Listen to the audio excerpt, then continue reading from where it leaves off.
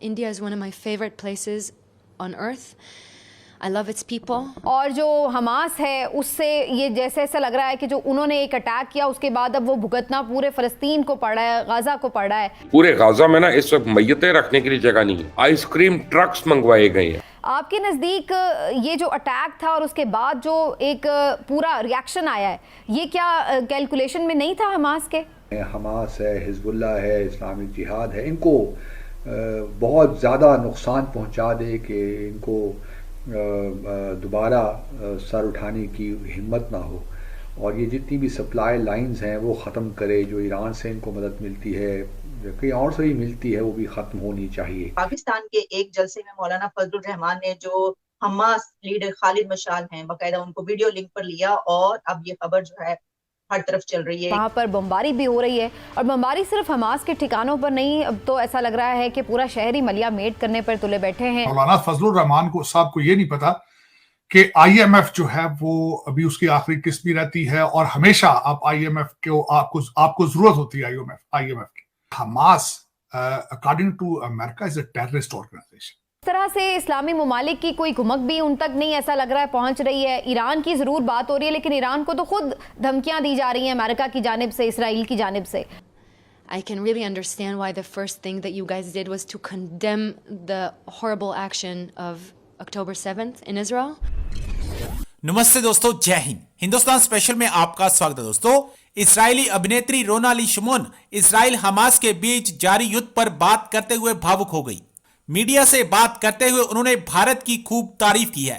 शिमोन ने कहा, भारत जैसे महान सहयोगी देश के लिए वह हमेशा आभारी रहेंगी। इस्राइल और हमास युद्ध के दौरान अभिनेत्री शिमोन ने भारत का धन्यवाद किया है। उन्होंने कहा, मैं भारत जैसे महान सहयोगी देश के लिए हमेशा आभारी रहूंगी।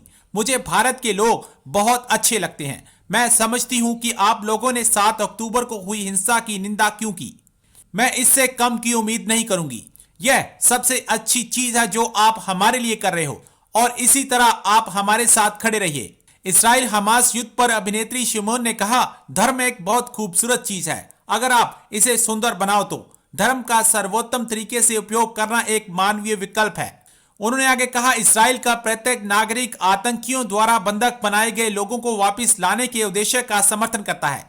हम उन्हें वापस लाने के लिए हर संभव कोशिश कर रहे हैं। फलस्तीन की सूरत हाल इंतहाई तशवीशनाक हो चुकी है, जहां पर इसराइल ने तकरीबन गजा खाली करने के लिए फलस्तीनियों को एक अल्टीमेटम भी दे रखा है। वहां पर बमबारी भी हो रही है, और बमबारी सिर्फ हमास के ठिकानों पर नहीं, अब तो ऐसा लग रहा है कि पूरा शहर ही मलिया मेट करने पर तुले बैठे हैं। अस्पतालों तक को बख्शा नहीं जा रहा है, शहरी आबादियों को बख्शा नहीं जा रहा है, और बॉम्बिंग हो रही है। मुख्तलिफ ममालिक इस सिलसिले में अपना अपना पॉइंट ऑफ व्यू लेकर सामने आ रहे हैं। कुछ तो खुलकर हिमायत कर रहे हैं, कुछ सिर्फ सीज़ फायर की अपील करते नज़र आ रहे हैं।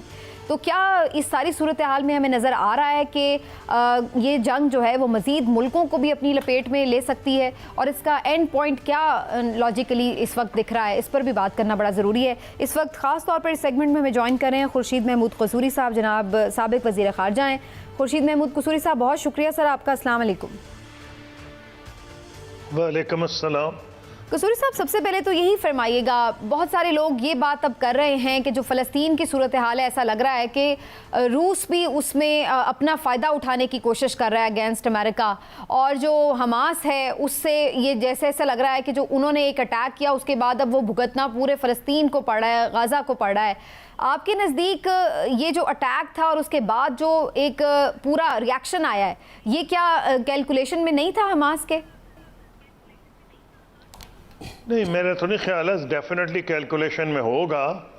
होता यह है कि अगर आप लोगों से उम्मीद छीन लें, एक और कॉन्टेक्स्ट में 19th सेंचुरी में लेनिन ने कहा था, मार्क्स ने कहा था, workers of the world unite, you have nothing to lose but your change. Sorry साहब जरा स्टार्ट किए देते सर, ये मौलाना फजलुर रहमान के जलसे में क्या हमास लीडर को बुलाकर उनसे खिताब करवाना आप समझते हैं कि पाकिस्तान के लिए ठीक है, बहुत अच्छी बात है?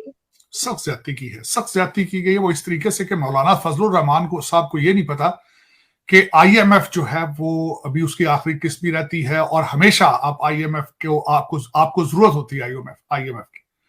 और इस तनाजर से कहना चाहूंगा कि Hamas according to America is a terrorist organisation. Declared terrorist organisation, उसके लीडर को बुला के तो वोट अपनी एक पॉलिटिकल स्टंट करना, इसकी प्राइस अमेरिका पाकिस्तानी स्टेट देगी इसकी प्राइस। ये पॉलिटिकली तो ये खुद खुश हो जाएंगे ना, वहां पे अपने लोगों को खड़े होकर नारे वारे मरवा लिए तो सारा कुछ कर लिया, लेकिन इसकी प्राइस स्टेट ऑफ पाकिस्तान देगी। और उसमें मैं अर्ज करना चाहूंगा कि आपकी पहले ही दुनिया के अंदर जो आपका एक इमेज है, वो शायद इनको अंदाजा नहीं, जो पाकिस्तान में लोग बसने वाले हैं, कभी अपना ये पासपोर्ट लेकर किसी एयरपोर्ट पर जाएं तो इनकी बिल्कुल तसल्ली हो जाएगी, इनको पता चल जाएगा कि आप व्हाट यू स्टैंड फॉर, आप क्या किस चीज को रिप्रेजेंट करते हैं, और ये उसी केस को आगे तकवीत जाएगी। अभी रिसेंटली आपके 12,000 पासपोर्ट जो हैं वो अफगानियों से पकड़े गए हैं, सिर्फ एक कंट्री सऊदी अरेबिया के अंदर, और सिर्फ एक पासपोर्ट ऑफिस ने बेचे हैं, लाहौर ने। तो आपको बिल्कुल तसल्ली हो जाएगी। इस तरह के खिताब जो अब करवाएंगे आप हमास से, तो इससे मजीद पाकिस्तान की रिप्यूट को और जो पाकिस्तान का हमेशा, यहां पे मैं एक और करना चाहूंगा, आपके पड़ोस में आपका पड़ोसी मुल्क जो है वो हमेशा आपके अंदर आप पे इल्जाम लगाता है कि आप दहशतगर्दी को सपोर्ट करते हैं, आपकी स्टेट बल्कि दहशतगर्दी में इन्वॉल्व है। तो कल ये हमास के अगर खिताब कराएंगे, how will you move forward with the world, अपने पड़ोसियों से आगे किस तरह जाएंगे जो अब आपके घर के अंदर घुस के भी आपके लोगों को, कईयों को मार रहे हैं, क्या करेंगे उनके उस हवाले से।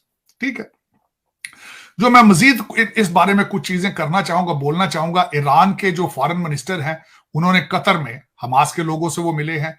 ईरानी फॉरेन मिनिस्टर ने कहा है कि अगर इजराइल ने अंदर ग्राउंड ऑपरेशन शुरू किया तो हम एक बहुत बड़ा धमाका करेंगे, हम उसको कॉन्सिक्वेंसेस के बारे में उन्होंने यूनाइटेड नेशंस के जरिए मैसेज भेजने की कोशिश की है कि ग्राउंड ऑपरेशन ना किया जाए।